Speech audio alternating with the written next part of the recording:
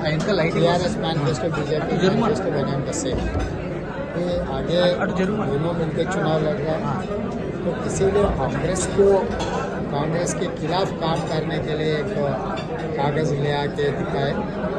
कोई यहाँ के जनता भरोसा नहीं करते। 2014, 2019 एंड 2023 तो और these 3 मैनिफेस्टोस जो नरेंद्र मोदी जी अमित भाई ने वादा किया था, काला धन ले आकर हर गरीब के खाता में 15 लाख डालने का, अभी तक कुछ हुआ नहीं।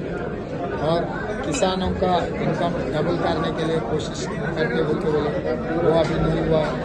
हर गरीब को घर देने के लिए 2020 तक देश में किसी गरीब को कोई घर का कम नहीं रहता बोलते बोले, वो भी नहीं हो पाया। तो इस तरीक़ा से जो भी वादा किए हर वादा तोड़ दिए। जुमले वादा करने में भारतीय जनता पार्टी माहिर है। ये मैनिफेस्टो को भी हम वही तरीका से देखते हैं। सर, ये मैनिफेस्टो में भी कई सारे इम्पोर्टेंट अनाउंसमेंट्स किए हैं, जैसे कि हम देख सकते हैं तेलंगाना हैदराबाद लिबरेशन डे लेके आएंगे और यूसीसी के बारे में बोला है। What is the Congress stand sir अभी वो यूसीसी के बारे में प्रदेश सरकार से क्या लेना देना है? यूसीसी अगर बनाना है तो पार्लियामेंट में बनना है। जनरल इलेक्शन पार्लियामेंट्री चुनाव में बोलने का था, अभी कहाँ बोला 95। इसका मतलब ये वांटेड टू डिवाइड हिंदू मुस्लिम और माइनॉरिटीज। तो ऐसे काम के लिए कोई फायदा नहीं। और दूसरी बात, ये मैनिफेस्टो जो भी वादा करे, यहाँ पर उन लोगों को पिछले चुनाव में 105 असेंबली कॉन्स्टिट्यूंसी में डिपॉजिट जब्त हो गया। अभी इस बार 110 डिपॉजिट जब्त होने वाले। 2-4 सीटों से सरकार बनाएंगे कैसे? उन लोगों के वादा को कौन भरोसा करने वाला है? तो इसीलिए BL संतोष ने ये बात की है कि हंग आने वाले। जब एक तरफ उनके जनरल सेक्रेटरी BL संतोष ये कह रहा है कि हंग आने वाले, तेलंगाना हंग में हम शामिल होने वाले हैं, तो दूसरी तरफ अमित भाई बोल रहा है हमारे सरकार बनाने वाला है, वो BC मुख्यमंत्री बना रहे। उनके पार्टी में, उनके ही बीच में कोई उन लोगों को एक लाइन पे नहीं, तो इसीलिए कोई भरोसा करने का कोई जरूरत नहीं। KCR said that BJP and Congress both are conspiring against them, and how many seats you are expecting in this elections? See, you have idea about Indian politics. कभी वहाँ BJP या कांग्रेस एक साथ में बैठने का कभी देखा? तो इतने झूठ बात मुख्यमंत्री कहने की वजह से वो मुख्यमंत्री कुर्सी का वो बैठने के लिए कोई लायक नहीं है। और दूसरी बात, 80 to 85 सीट्स के बीच में हमारा सरकार बनाने वाले हैं।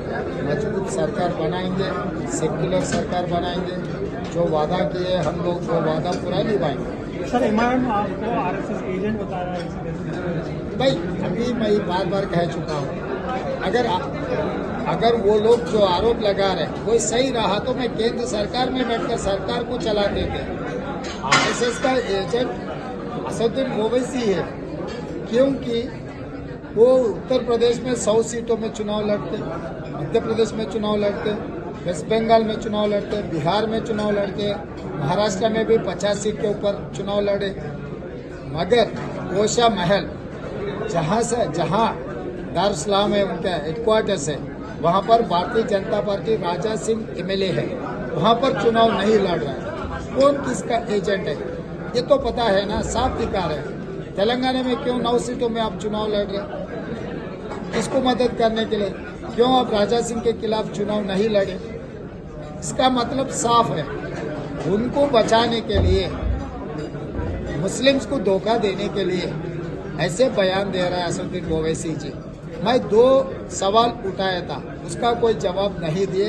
अगर कुणाल आपको असदुद्दीन ओवैसी जी मिले तो मेरा 2 सवालों का जवाब पूछो, उसके बाद उनके सवालों को मैं जवाब देता हूँ। सर, बाबरी मस्जिद के डेमोलिशन में भी कांग्रेस का हाथ काट करके KCR ने इनडायरेक्टली बताया था, उस पर क्या कहना? भाई, कितने साल के बाद याद आया उनको? उसके बाद 2004 में हमारा सरकार बने, उन्होंने केंद्र मंत्री था, तब कहाँ गए ये सब बातें? तो अभी उनको हारने का महसूस हो गए, इसीलिए ऐसे इल्जाम लगा के अब चुनाव में कुछ फायदा लेने के लिए कोशिश करे। उनको कोई भरोसा करने वाला नहीं है।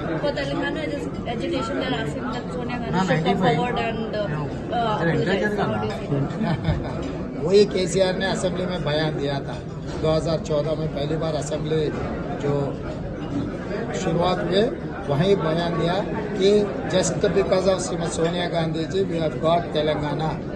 तो हमेशा तेलंगाना की जनता सोनिया जी को थैंकफुल रहे थे बोल के वही चीफ मिनिस्टर असेंबली में बयान दिया हो। तो उनके पहले बयान को अब दूसरे बयान को इतना फर्क क्यों है, उन्हीं को ये सवाल पूछो।